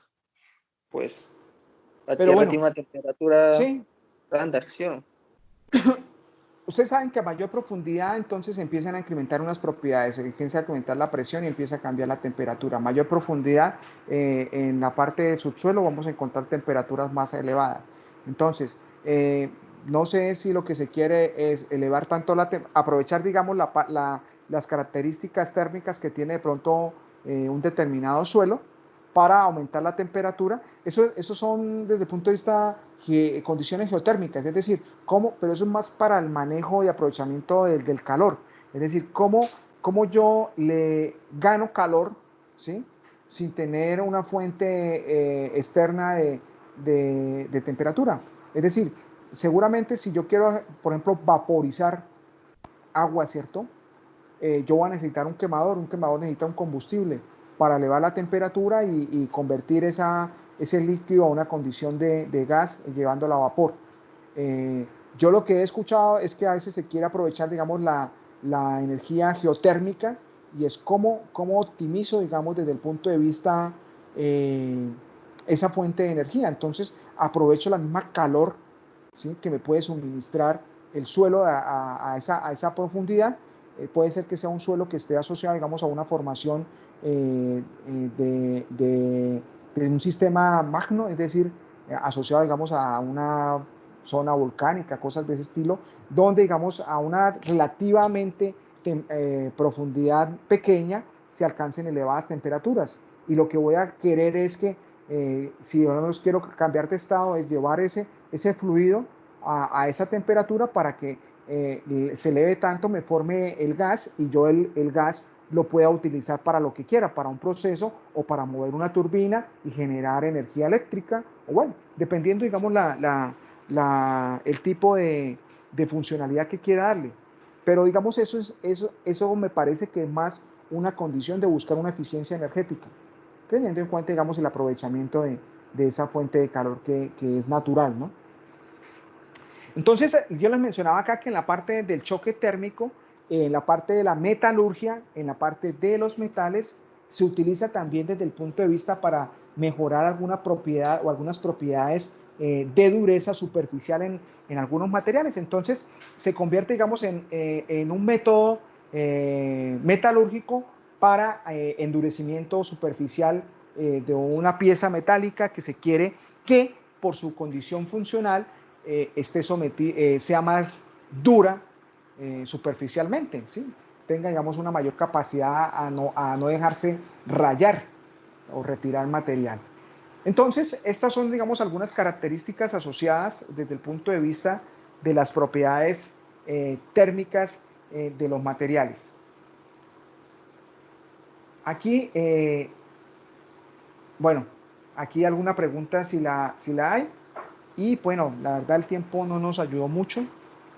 Ah, todavía tenemos tiempo, ¿cierto? Claro. Yo pensé que nosotros vamos hasta las 8:45, ¿no? 1:30. Sí, señor. Ah, bueno, 8:30. listo. No, excelente. Y la verdad estaba con las 8:15, no sé por qué. De pronto porque tengo hambre y pensé que no. Ah, no, Por excelente. dos. Excelente. Listo. Entonces, vamos a poder avanzar más y eso está bien. Entonces, ya visto la parte de las propiedades térmicas, pues vamos a mirar otra característica que son las propiedades eléctricas. Entonces, entre las propiedades eléctricas, pues es un poco más tangible, ¿cierto? Las vemos nosotros. Sí, dígame. Profesor, buenas noches. Buenas noches. Profe, qué pena la molestia. Mira con Hernando. Profe, tengo un movimiento ahorita de tropa. Yo tengo monté que yo soy militar. Ya voy a hacer el desplazamiento y pues no puedo continuar con la clase. Entonces, pues, yo mañana, al transcurso del día, pues, yo iba a adelantarme de lo que queda este resto de horas. Listo, Hernando, no hay problema. Lo que sí les digo es que tenga pendiente, digamos, que en Schoology ya está cargado el taller para que lo aplique, para que lo desarrolle. Creo que la fecha de entrega es este miércoles, entonces para que lo tenga presente yo. Otra cosa es que seguramente este fin de semana o principio de esta semana les voy a hacer llegar el formulario de autoevaluación para que hagan la autoevaluación del segundo corte, ¿de acuerdo? Y lo otro que les tenía es que, por favor, los que están en Schoology aseguren el nombre como están logueados en Schoology, es decir, que aparezca el nombre y el apellido como son, ¿sí? Para este corte hemos tenido muchas dificultades porque a veces se colocan el primer nombre y colocan el apellido de la mamá. Entonces, cuando uno va a buscarlos como están en Acamosoft, no aparece, digamos, la persona. Y hemos tenido dificultades en ese sentido porque o nos cambiamos los nombres o nos intercambiamos los apellidos. Entonces, para que hagan ese ejercicio de loguearse, de editar cómo están en Schoology y coloquen su nombre y su apellido como es. ¿Listo? Eso era sí, lo. le agradezco.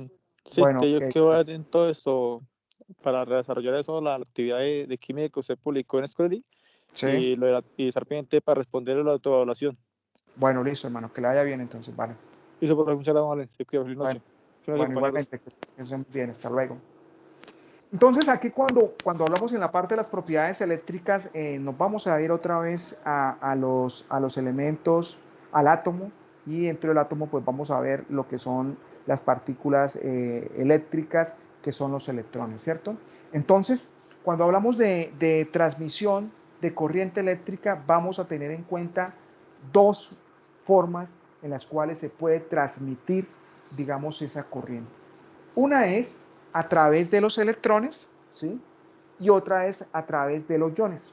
Son las dos únicas formas de hacer, digamos, un movimiento de carga o un movimiento de corriente, lo que nosotros conocemos. Entonces, en la parte del movimiento de los electrones, los metales tienen enlaces metálicos y son aquellos que tienen electrones libres. Entonces, realmente, los que se pueden mover desde el punto de vista cinético, que me genere, digamos, la corriente, van a ser aquellos electrones, pero únicamente los electrones libres, es decir, los electrones que están ubicados en la capa de valencia, ¿sí? Entonces, cuando nosotros hemos hecho la configuración electrónica, ¿sí?, que hemos ubicado los electrones, entonces realmente los que podrían hacer el trabajo de conducir la corriente van a ser los electrones que quedan ubicados en el último nivel energético, ¿de acuerdo? Es decir, que para el caso de los materiales que están asociados a enlaces covalentes, estos materiales no van a tener, digamos, disponibilidad de electrones libres, por lo cual los materiales que tienen enlaces covalentes no son buenos conductores, son aislantes. Y bueno, ya habíamos visto también cuando hemos visto los tipos de enlace, habíamos hablado en la parte de los enlaces iónicos, ¿cierto? Y habíamos dicho, bueno, si nosotros tenemos la sal en estado sólido, ¿cierto?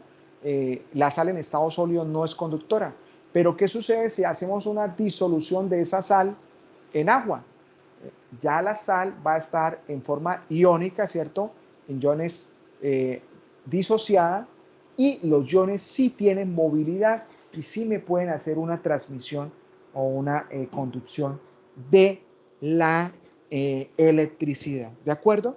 Entonces, vamos a mirar qué nos dice ahí, para que no escuchen siempre la misma voz de siempre, que es la mía.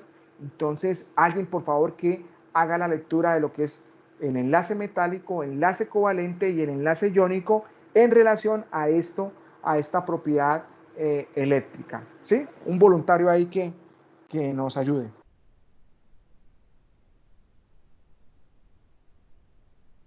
O voluntaria también, ¿no? O voluntaria.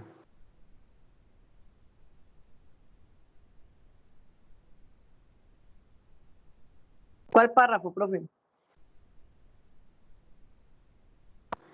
Lo arranca ahí con lo que es el enlace metálico, enlace covalente y enlace iónico.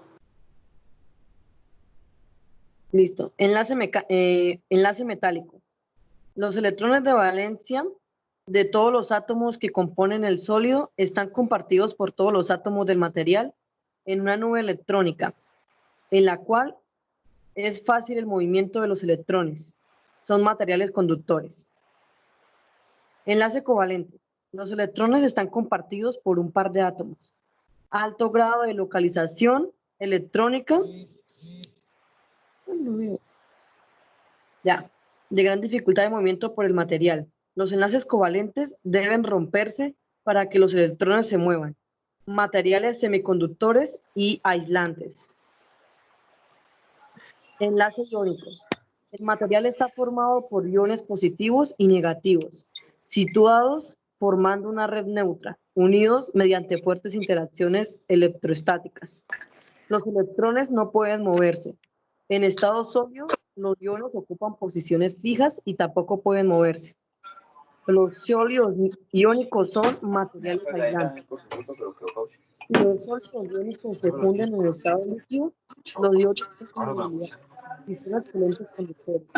Los materiales transportan la carga mediante el movimiento de iones y no de electrones. Listo, muchas gracias. Entonces, vamos a mirar que el movimiento de la carga y el movimiento de la carga, cerramos el micrófono, porfa.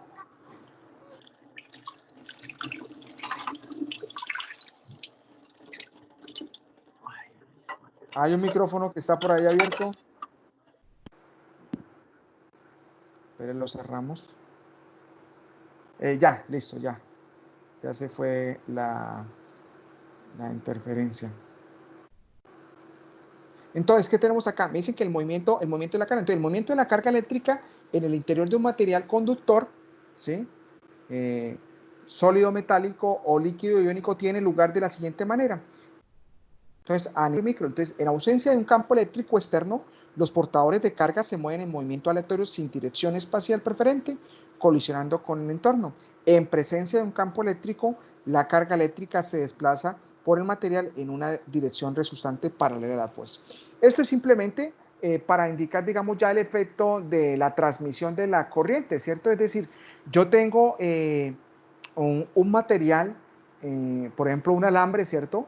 Pero ese alambre yo lo puedo colocar de los extremos y, digamos, yo no siento ningún movimiento de electrones, ¿cierto? Pero están ahí los electrones y están ahí, digamos, desde un punto de vista nanométrico, digamos, teniendo una serie de movimientos que, digamos, no los percibo. Yo como, digamos, desde el punto de vista de mi tacto, de mi sensórica corporal. Pero, ¿qué sucede si yo someto, digamos, ese alambre, lo pongo a una fuente de poder, es decir, a un voltaje? Pues ese voltaje va a generar, digamos, una fuerza, ¿cierto?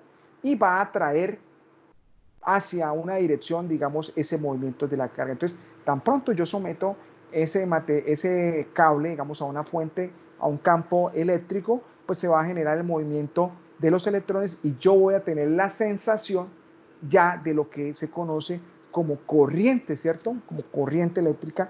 Seguro, pues más de uno hemos sentido, digamos, o hemos experimentado esa sensación de un corrientazo que llamamos. Pero entonces cuando vamos a hablar de la parte de la transmisión de la corriente eléctrica y cómo en algunos materiales se transmite y en otros no, hay una explicación que es la parte de la teoría de bandas. La teoría de bandas es una forma gráfica muy sencilla que nos permite comprender mejor o hacernos un modelo de cómo es que se hace, digamos, esa transmisión de la corriente eléctrica. Entonces, la teoría de bandas, ¿qué nos dice? En la teoría de bandas vamos a tener, digamos, lo que son los materiales conductores, que están acá, digamos, representados como los metales, y vamos a tener, digamos, en el otro extremo los materiales aislantes, que por lo general son polímeros y cerámicas. Entonces, dentro de esta explicación vamos a entender que la teoría de bandas me dice que existen dos bandas, ¿cierto? Está la banda de valencia,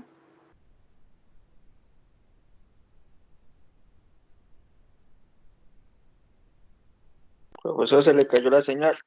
no, ahí estoy, que estaba escribiendo. Está la banda de valencia y está la banda conductora, que está en el color de pronto amarillo.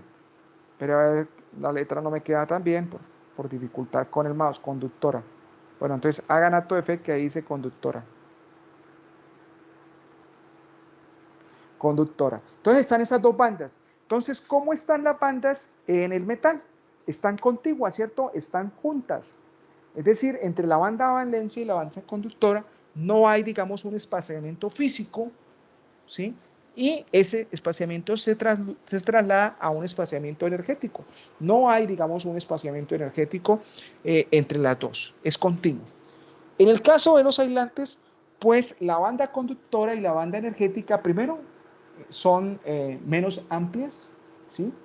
Y hay un espacio energético, ¿sí?, entre la banda conductora y la banda de valencia. Ese espacio se le conoce como brecha energética. Esa variación energética es la que me asegura que mi material no puede tener movilidad de los electrones, ¿sí? No hay forma porque esa brecha energética es tan alta que la fuente de poder o la intensidad de energía que le suministre, digamos, a esa condición no ven si no supera, digamos, esa brecha energética. Y tenemos un término medio, que son los semiconductores, materiales que relativamente tuvieron un descubrimiento relativamente hace poco, ¿sí? Sin embargo, los semiconductores van a ser materiales que tienen una dualidad, se comportan como conductores y se comportan como aislantes. Inicialmente ellos son aislantes. Lo que sucede es que si yo modifico algunas condiciones o algunas características de ese material, voy a poder llevarlo a la zona de lo que es la conducción. ¿De acuerdo? Entonces, ¿qué tenemos? Un ejemplo de uno de ellos, profe. Bueno, nosotros tenemos dos tipos de semiconductores. Hay semiconductores de tipo intrínseco y extrínseco. Entonces, por ejemplo, los silicios, el germanio, son materiales que son conductores de tipo intrínseco, son puros, ¿sí? Y ante un estímulo óptico, es decir, ante el estímulo de la luz, ante un estímulo de un cambio, digamos, en la temperatura, ellos pueden activarse y permitir el paso de la corriente. Pero el desarrollo de la electrónica se fundamentó en los semiconductores de tipo extrínseco, que son materiales de silicio, pero que se contaminaban con otros materiales. Entonces al silicio se le metían elementos del fósforo y se generaban semiconductores dopados. Y esos semiconductores dopados mejoraban muchísimo esa capacidad de respuesta de conducción. Entonces, a partir de eso fue que se pudo construir lo que eran los transistores, los diodos, la parte de las tarjetas. Entonces, toda esta parte de la electrónica se desarrolló ampliamente a partir, digamos, de estos materiales semiconductores, porque manejan corrientes muy pequeñitas, ¿sí? Y por la constitución con las que están elaborados, pues me permiten elaborar, digamos, ese tipo, por lo menos, de la parte de los diodos, ¿sí? Lo que son los diodos, lo que son los capacitores. Entonces, todo eso hizo un desarrollo que potenció la electrónica, donde antes, digamos, no se podía tener, digamos, esas respuestas que se tenían de pequeños voltajes, pequeñas corrientes, y esas respuestas de cerrar y de comportarse como conductores y como aislantes en ciertas ocasiones. Más adelante vamos a hablar algo de los semiconductores, eso que les acabé de mencionar, pero un poco con más detalle. Entonces, la teoría de bandas me explica eso, ¿no? Esa diferencia que hay en cómo un material puede conducir, cómo un material se comporta como aislante y cómo también un material, como los tipos de los semiconductores, tiene esa dualidad, porque la banda energética es relativamente pequeña y puede saltar, digamos, o puede movilizarse energéticamente un electrón de la zona de valencia a la zona conductora. Entonces aquí simplemente vamos a ver algunos detalles que están asociados, digamos, a esas características. Entonces, en la parte de los conductores, ya sabemos que no hay de una distancia entre la zona de valencia y la zona conductora. Dice, en este caso, la energía de la banda de valencia es mayor que la de los electrones de la banda de conducción.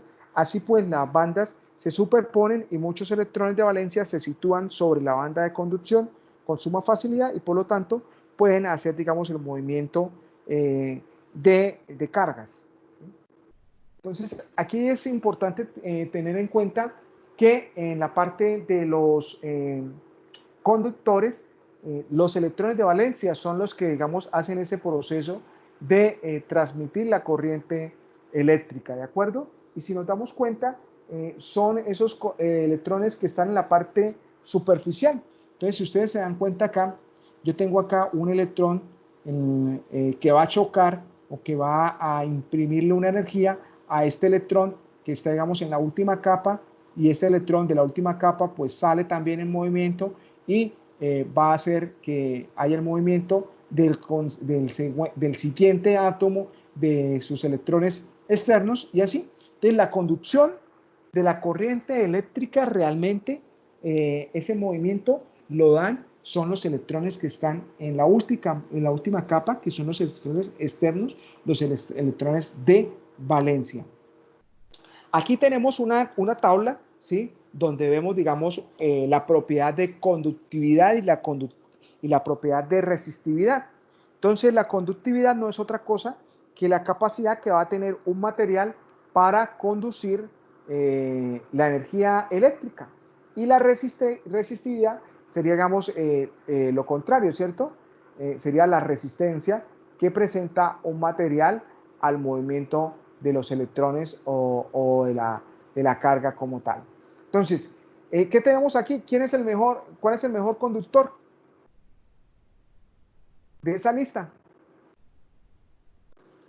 Es que me trae la cosita que le gusta la versa, porque se alimenta bien esta muchacha.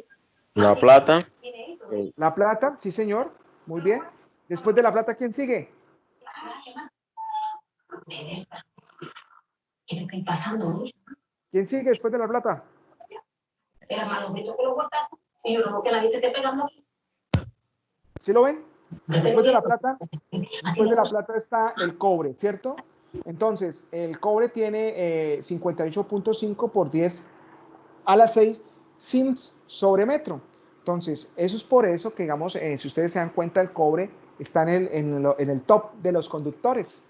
Esa es la explicación también del por qué gran parte de los elementos de conducción que conducen la corriente está elaborada a partir de este metal, por esa capacidad y por esa propiedad conductora que se tiene, ¿de acuerdo? Y ustedes, si se dan cuenta, digamos, ahí hay una tabla donde están diferentes metales. Entonces, el hecho de que sea metal no quiere decir que todos tengan el mismo comportamiento. Dentro de los metales hay variaciones, donde tenemos la plata y el cobre, digamos, encabezando esa propiedad. Y si se dan cuenta, miren el aluminio, ¿cierto? El aluminio tenía una mejor capacidad térmica, ¿cierto? Aquí el aluminio pues está en la tabla, no está entre los últimos, pero tampoco es de los primeros, está en la posición después del oro. Entonces tenemos la plata, el cobre, el oro y el aluminio.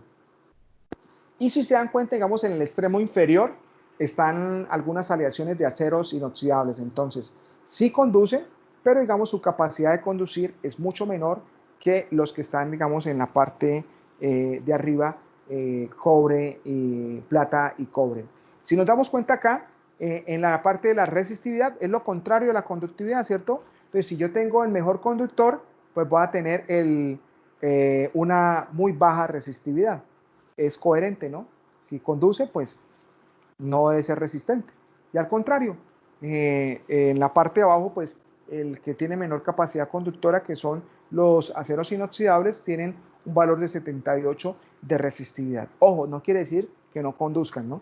Ya sabemos que los que no conducen prácticamente estarían asociados a cerámicos, materiales cerámicos y a materiales poliméricos. No quiere decir que si ustedes tienen un acero inoxidable, lo coloquen en una fuente de poder y no les va a pasar corriente, no. Les va a pasar y de pronto muy duro también. Entonces aquí tenemos la parte de los aislantes, ya lo habíamos mencionado, no me voy a detener acá en mayor detalle porque ya lo habíamos dicho. Está, digamos, la banda de la brecha energética entre la banda de valencia y la banda conductora, entonces hay una separación y eso es una forma de explicar por qué, digamos, el material no conduce la corriente eléctrica, porque ¿dónde van a estar los electrones en la parte de la estructura del material? Pues en esta zona de la banda de valencia, ¿sí? Seguramente va a ser electrones que están acá, y para poder tener movilidad no van a poder hacer este salto, ¿sí? Porque energéticamente es muy alto y no tienen forma de poderlo hacer o a que se les suministre una fuente para esa condición. Aquí tenemos los materiales semiconductores. como lo dice ahí, son materiales de conductividad intermedia entre los metales y los aislantes que se modifican en gran medida. Ojo, miren aquí cuáles son los causales que modifican, digamos, que en cierta condición sean conductores y después sean aislantes. Entonces está la temperatura, la excitación óptica. Entonces la excitación óptica, acuérdense que son ondas, ¿sí? Ya vemos que desde el punto de vista óptico vamos a tener ondas de radiación visible, ondas de radiación infrarroja, ¿sí? Entonces las ondas van a alterar, digamos, esa condición de conductividad. Y las impurezas. Entonces las impurezas era lo que yo les comentaba. Si yo tengo, digamos, un material como el silicio y le coloco átomos de fósforo o átomos de boro, genero, digamos, ahí internamente dentro del material unas impurezas que también van a estar reflejadas en la estructura cristalina, y esas impurezas o esa variación de materiales, pues me va a generar un material que va a cambiar esas propiedades desde el punto de vista eléctrico, que lo voy a volver mejor conductor. Entonces, aquí simplemente no vamos a hablar más acá de lo del sistema de bandas de huecos, simplemente acá se hace referencia a que esta banda energética es mucho menor en la parte de los semiconductores, y por alguna circunstancia de fuente de poder, si yo colgamos una fuente de poder, un voltaje, pues los electrones que vayan a estar acá en la banda de valencia sí pueden hacer este paso a la banda de conducción, ¿sí? Porque, digamos, la distancia de separación no es tan alta, de tal manera que una fuente de poder puede generarme, digamos, esa condición conductora. Entonces, aquí en la parte de los semiconductores vamos a tener dos tipos o dos formas de conducir la corriente. Entonces, una es a través de los electrones, ¿sí? Que son cargas negativas, y otra es a través de huecos. Ya vamos a ver qué quiere decir eso, que son cargas positivas. Entonces, teníamos acá que los semiconductores que son puros, ¿sí? Es decir, que están constituidos simplemente de un solo elemento, el caso del silicio, del germanio, del galio, esos materiales puros se denominan semiconductores y tienen el nombre o la denominación de ser semiconductores intrínsecos, ¿sí?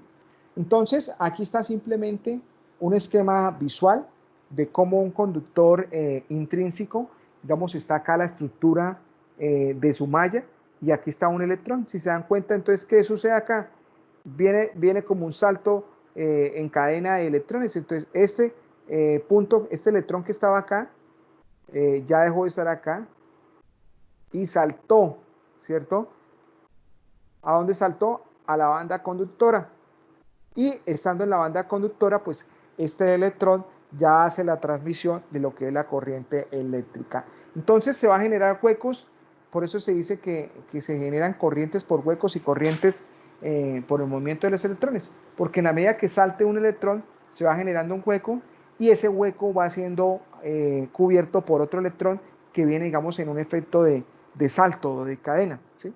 Esa es la forma, digamos, en que se podría explicar cómo es la conducción de la corriente eléctrica. Aquí simplemente estamos mirando, digamos, una estructura de un conductor intrínseco donde está el silicio. Si ustedes se dan cuenta, digamos, el silicio tiene 4 electrones de valencia que comparte con otra molécula de silicio y que hacen los respectivos enlaces. Entonces, estos enlaces de la capa externa son los encargados de tener la movilidad como tal de los electrones de la corriente, y ese, digamos, es una forma de visualizar este semiconductor intrínseco. Entonces, ¿qué sucede? ¿Qué le sucedió a la molécula de silicio? Si ustedes se dan cuenta, ya no todas las moléculas, perdón, no todos los átomos son de silicio, sino, si se dan cuenta, aquí hay un átomo de otro elemento que se llama fósforo, ¿sí? Y aquí colocaron de forma didáctica un átomo que es de boro. Este átomo que tiene fósforo tiene aquí 1, 2, 3, 4 y 5 electrones. Entonces, ¿qué sucede? Si se dan cuenta, él va a enlazarse con los 4 electrones de valencia del silicio, ¿cierto? Y le va a quedar, ¿qué? Un electrón sin unirse. Este electrón que queda sin unirse es un electrón libre. Y es por eso que este tipo de semiconductores potencia su capacidad conductora, porque al tener ese electrón libre, pues va a tener la capacidad de moverse fácilmente. O en el caso acá del boro, aquí digamos, aquí este tiene 1, 2 y 3, ¿cierto? Tiene solamente 3 electrones de valencia. Aquí este estaría enlazado, ¿sí? Estaría enlazado con otro átomo de boro. ¿Y qué va a suceder? ¿Qué va a suceder? Que otro átomo de silicio. Entonces va a quedar acá el enlace de silicio, el enlace de silicio y el enlace de silicio. Aquí va a quedar un hueco. Entonces ese hueco también va a generarme una movilidad de carga, pero entonces no va a ser por movimiento de electrones, sino por cantidad o presencia de huecos. Esto es lo que veríamos de forma esquemática en un semiconductor donde tengo un dopaje con electrones pentavalentes, es decir, con electrones que me generan 5 electrones de valencia. Hagamos una cosa, dejemos hasta acá, para no correr y obligar a terminar esto. Ya son las 8:42. Yo sé que pronto están ya cansados. Entonces, finalizamos hasta acá y recordemos, voy a parar la presentación y en la próxima clase retomamos con lo que son las propiedades, las propiedades eléctricas y finalizamos esta parte de lo que son los